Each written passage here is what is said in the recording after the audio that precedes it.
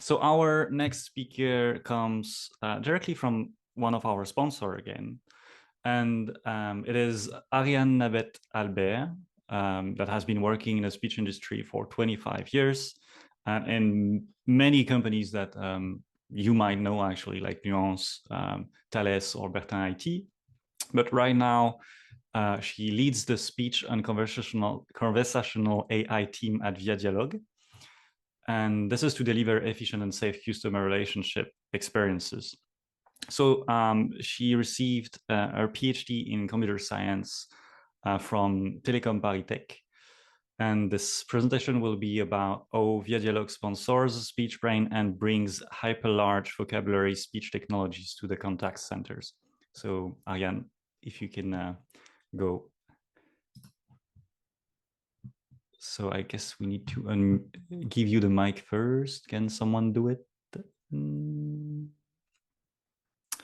Yep. Okay. Yep. Thanks. I'm afraid I will have to quit and reopen in order to be able to share my screen. That's what I just gave you I just made you a folder, so you should be able to share. Okay, so maybe let's give it another try. Okay, share. Let's see.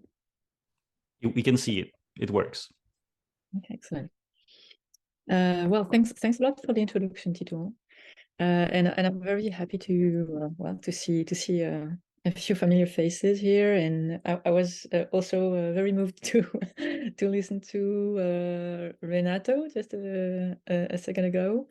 Renato, I don't know if you remember, but I'm one of those PhD students whom you presided to the PhD defense, and I have a great memory of that. Anyway, so let's move on with the press. So I'm going to share with you how ViaDialog is actually using SpeechBrain and in order to advance its own product offering in the space of contact centers, and more specifically, the most immediate impact of our use of SpeechBrain is our ability to provide hyper-large vocabulary speech technologies to our contact centers customers. So the introduction, just to position who ViaDialog is. So we're a customer relationship editors and based in France. We have about 18 or 20 years. We're 20 years in operation, so we have a lot of contact center customers. We have our own hosting sites with our own infrastructure and servers. We're a telco operator as well. The two main software that we develop are ViaFlow and ViaSpeech. So ViaFlow is a contact center oriented software. It manages the environment of the agent, supervisor, etc., and help them manage incoming and outgoing communications. We now have also ViaSpeech software. So this is newer. It's something we developed maybe to 4 years ago, 5 years ago. So it's based mainly on speech technology, speech and language technologies. And as of today, it allowed ViaDialog to position itself as a leader in France in terms of what we call natural language IVR. That is, those systems which will answer on the phone customers' calls and say, "Okay, how may I help you? What's the reason of your call?" And then qualify the call, automate it if it can, or send to the qualified team of agents to answer the call. Okay, so customers are typically large companies like large banks, telco operators like Société Générale, Maïf, Bouygues Telecom, and such. So we are very proud to sponsor this the Speech Brain initiative. We did that in order to accelerate the dev of new tech. And why do we want to accelerate this kind of development and this kind of technologies? Well, it's mainly because in the contact centers area, there is a real need for voice tech. Okay, so people are still actively using their phone to interact with companies, with providers, even if they're also using, well, chats, messaging, whatever. But the phone is still the #1 channel in most cases. And what happens is that we have a huge gap between what you can see in some spaces, like the space of smartphones or smart speakers, or ChatGPT, whatever, and what's still the main reality of contact centers, which is, oh, to do this, press 1, press 2, press 3. Okay, which is very unnerving, and we know that callers hate that kind of prompt.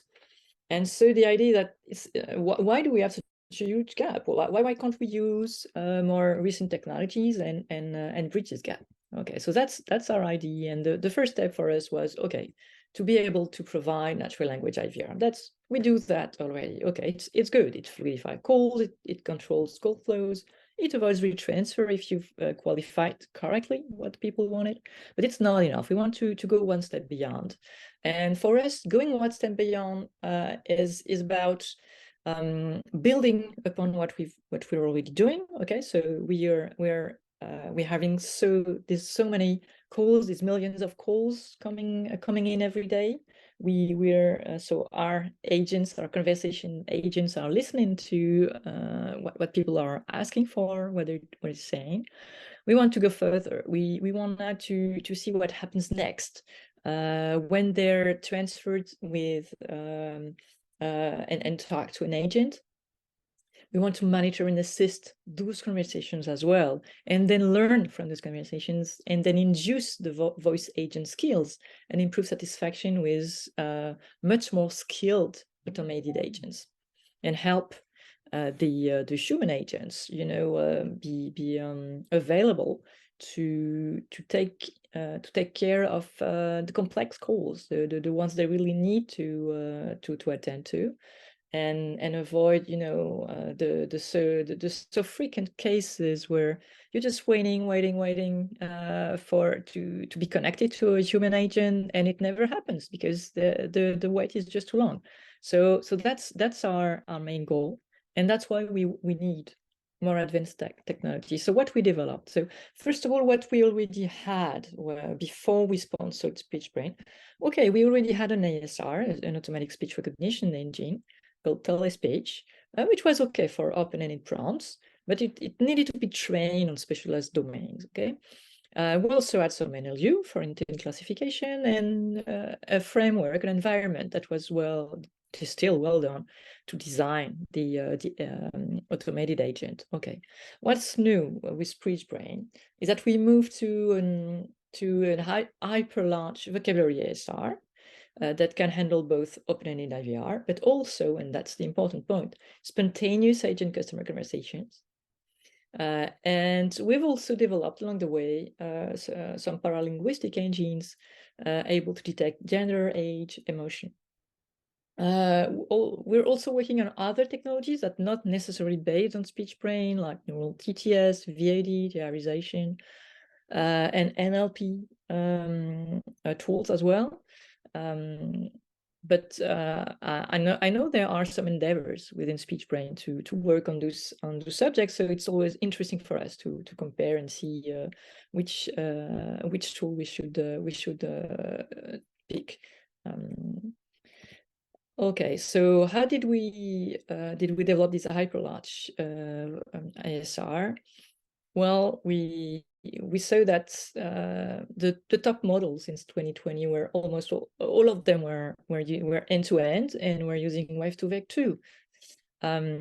So we used Wave2Vec2 as a foundation model, and we used the recipe that Yannick just mentioned about building an ASR, a speech-to-text engine, based on Wave2Vec2 and CTC decoding. So that's exactly this recipe we used.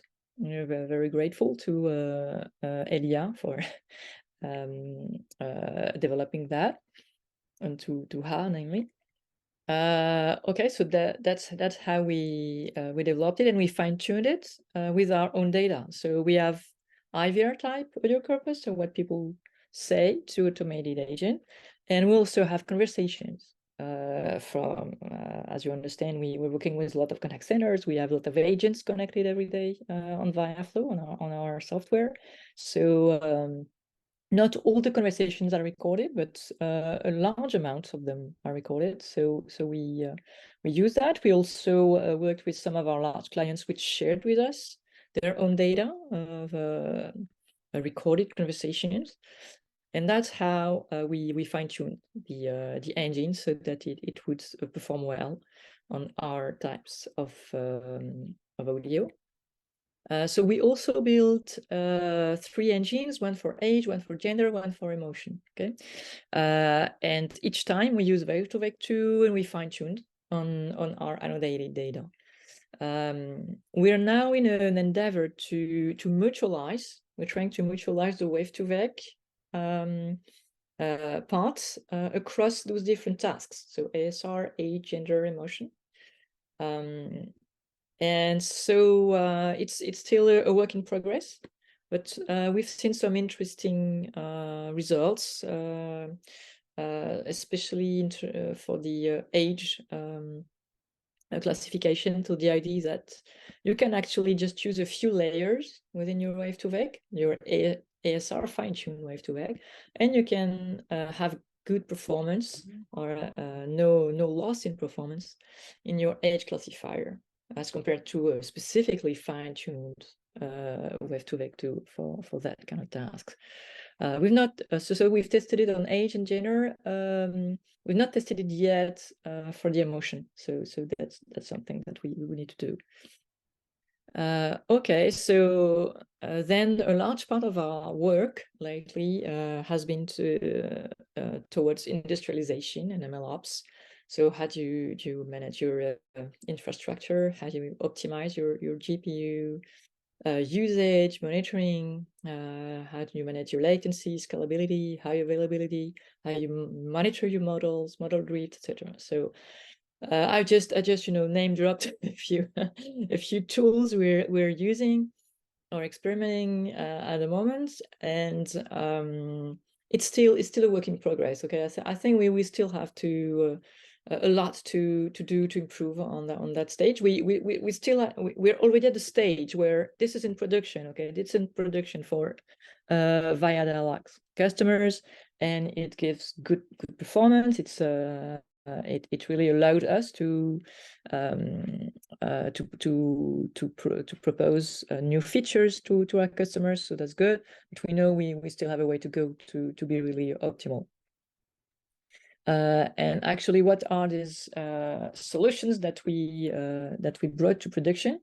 So first of all, the first idea, you remember, was to improve on our existing ASR aging. So that's what we did. So we have a general purpose, a VIA speech engine, and it's already recognizing very well all the utterances that people pronounce when they're calling the contact center.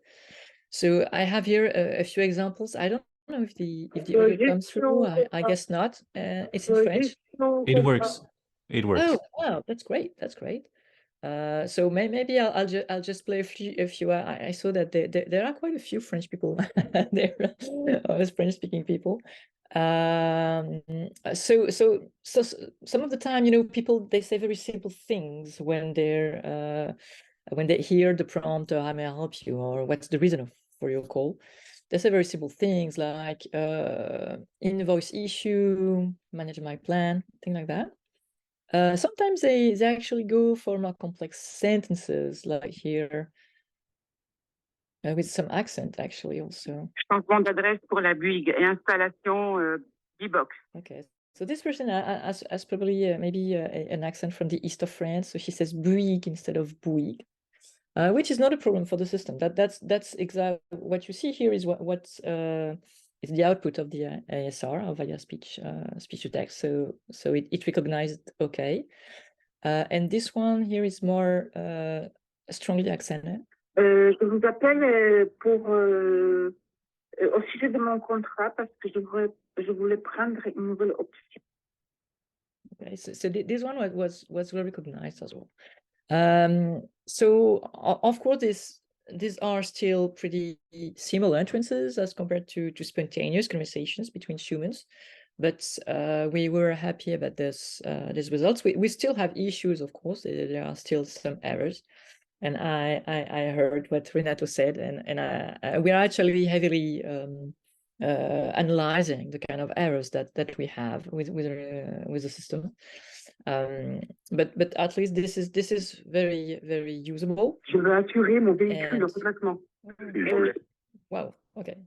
Here's the next slide. Okay, so what else did we do? So as I announced, the idea was also to be able to transcribe human conversations, so the agent customers full interaction. So here's an example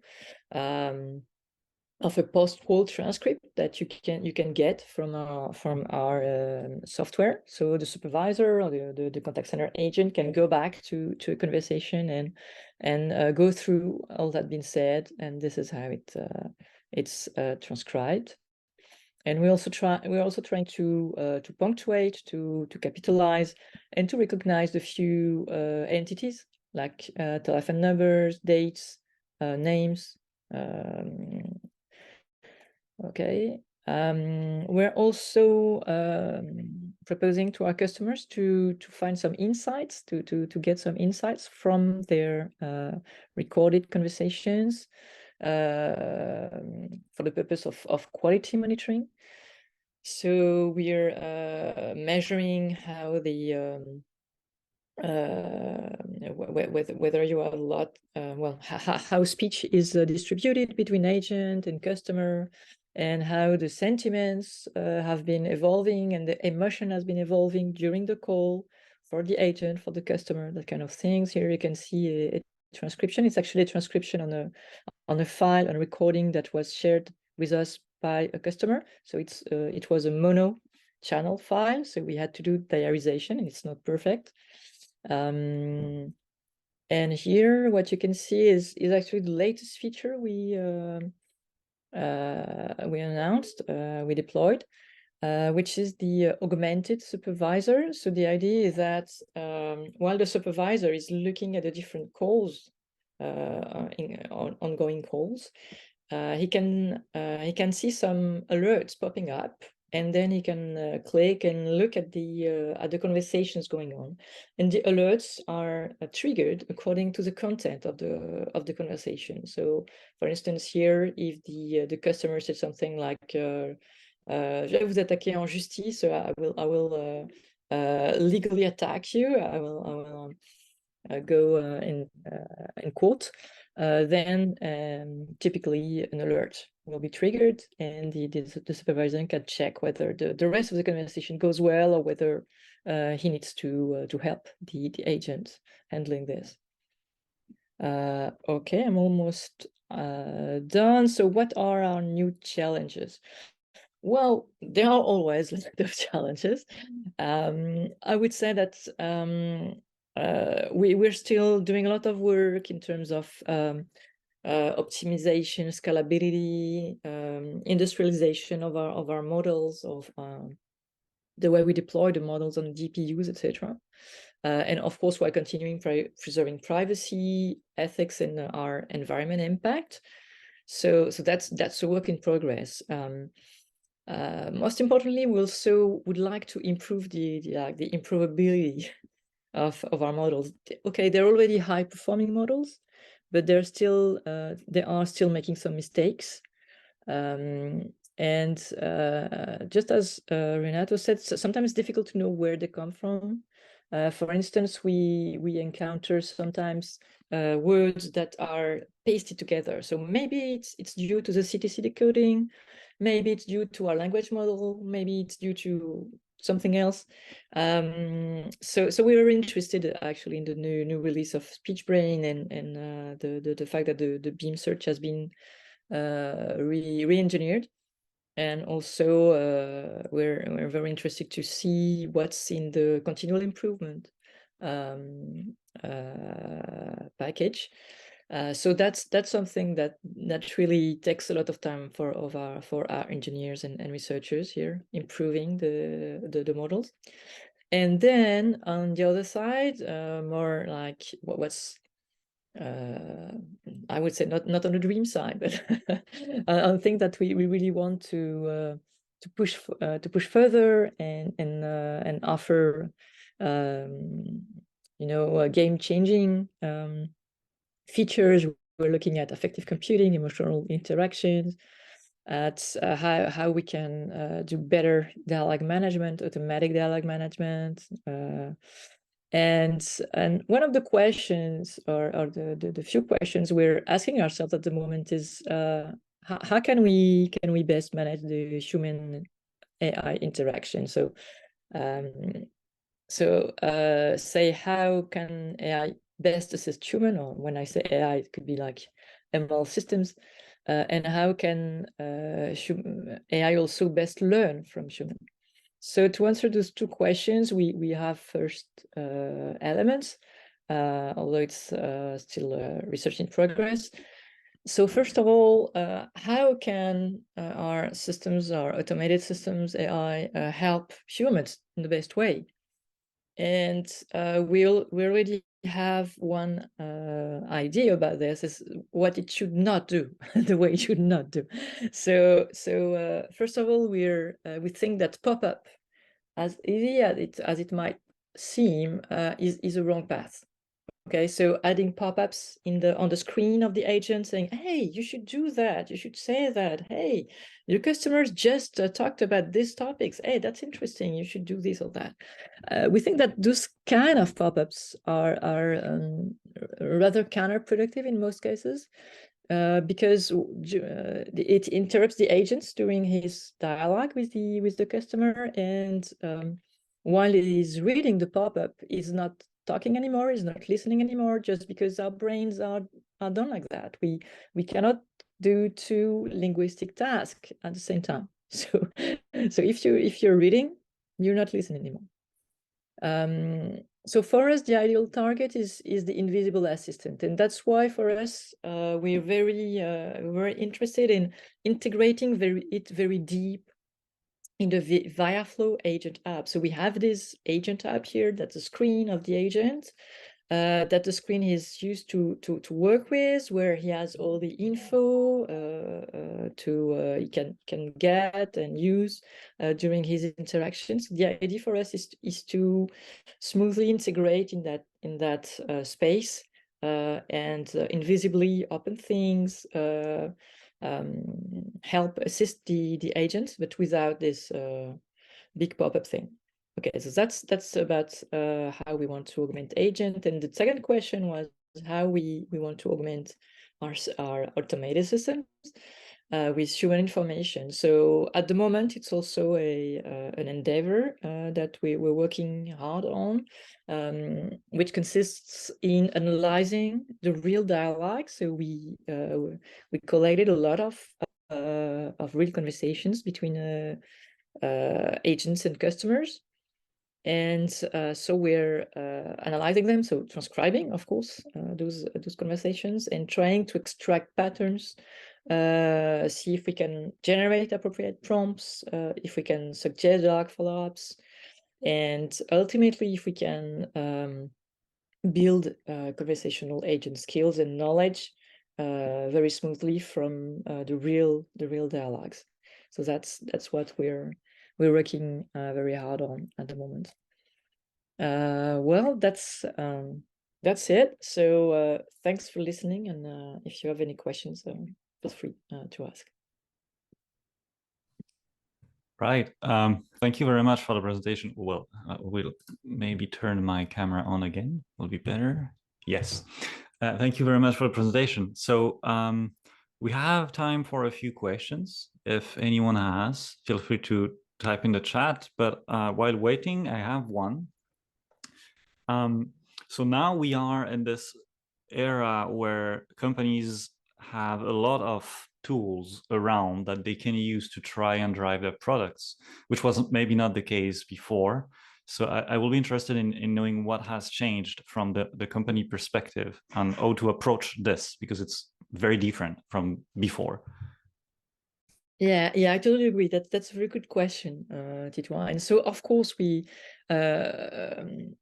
grabbed our hands on Whisper speech recognition system, and we did some experiments with ChatGPT, with Falcon, etc. And those are systems that really come all done and standalone, and they can do they can handle like a full task normally in a standalone way. What we found out though is that if you look at systems like Whisper, etc., the problem, well, I would say it's two. Well, there are 3 main problems with those solutions. Also, they can be useful in some cases. For instance, in cases where you need multilinguality and automatic speech-to-speech translation, it's actually performing quite well. But if we compare to, for instance, to a SpeechBrain-based engine, it has hallucination. Okay, it's based on an LLM, so it hallucinates. So when you give it bad quality audio, or sequences of audio where there is not a lot of real speech, it will just make up things. so it will invent a full sentence when maybe the person didn't say anything. And even if there is actual speech and the person just spoke spontaneously, well, Whisper will automatically correct to a very neat language, and sometimes it's totally different from the original sense of the sentence. So that are problems, and the thing is that the improvability is a problem here, because it's not that easy to correct that. Okay, there are very, very big models, helping them not hallucinate, helping them not correct the sentences of people, it's probably possible. But it will require a lot of effort. Another problem also is that you have the geopolitics of these models. Okay, Whisper is open source, you can download it and use it. It's great, but it comes with some strings attached. Or as far as I can, I consider it comes with some strings attached. Why? Because typically it's not the version that is open sourced and publicly available that you can download is clearly not targeted at streaming, and so it will not be able to handle short form audio or real-time interactions, and I think that's big players, they know that the money is there in the real-time interactions. They know that very well. So that's probably why they went so far as open sourcing this, making this gift to the community, and that's great. But it's we know in the industry that it's not appropriate for our main business goals. And regarding the LLM, well, we're still working on them. But it's the same. Like, okay, out of the box, standalone, they're quite impressive. They're able to do a lot of things, but it's not perfect. It's not you cannot totally control them. And so even if you'd say, well, 90% of the time, it's quite appropriate what they would say to the questions of customers. Yeah, but it's 90% of the time. You cannot put in production something that's appropriate only 90% of the time, and that may create a terrible buzz 10% of the time. That even 95 will not be okay. You need to be able to control them, and that's the difficult part. So we're trying to work on it. And when I say even our own solutions, we're trying to improve their improvability, but with those big solutions, it's even tougher. So that's but yeah, it doesn't mean we're not trying to use them. We're exploring them. We're trying to do things. We're trying to improve them. But it's a tough job. Okay, well, great. That answered the question pretty well, I think. There are 4 other questions in the chat. I think 1, 2, 3, 4, but we unfortunately don't have time to go over them. So feel free to read them and answer if you want directly in the chat. So thank you again for the talk and the support to SpeechBrain as well. Both are very much, Ariane. And thank you, officially thank for the support of SpeechBrain. And yeah, please reply to the question because there are very interesting questions in the chat. And please, if you have time, if you reply, then I'm gonna do it right away. Thanks a lot. Thanks to you all.